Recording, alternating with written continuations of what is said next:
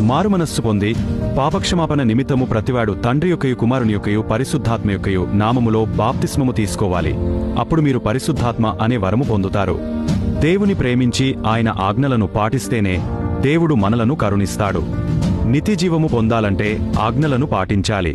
నరహత్య చేయకూడదు, విగ్రహారాధన చేయకూడదు, వ్యభిచారం చేయకూడదు, దొంగతనం చేయకూడదు, అబద్ధ సాక్ష్యము పలకకూడదు, తల్లిదండ్రులను సన్మానించాలి, నిన్నువలె నీ పొరుగువానిని ప్రేమించాలి.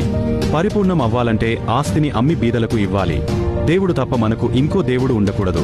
దేని రూపమునైన విగ్రహము చేసి వాటికి సాగలపడకూడదు, వాటిని పూజింపకూడదు. దేవుడిని దూషించకూడదు. దేవుని నామమును వ్యర్థముగా పలకకూడదు. నీ పొరుగువాని ఇల్లు ఆశింపకూడదు. నీ పొరుగువాని భార్యను ఆశింపకూడదు. నీ పొరుగువాని దగ్గర ఉన్న దేనినైనను ఆశింపకూడదు. ఒక ఆజ్ఞ విషయములో కూడా తప్పు చేయకూడదు. అలా చేస్తే ఆజ్ఞలన్నిటి విషయములో తప్పు చేసినట్టే. దేవుడి ఆజ్ఞలను పాటించకుండా దేవుడు మాకు తెలుసు అని అనకూడదు. అలా అన్నవారు అబద్ధకులు అవుతారు, వానిలో సత్యము లేనట్టు.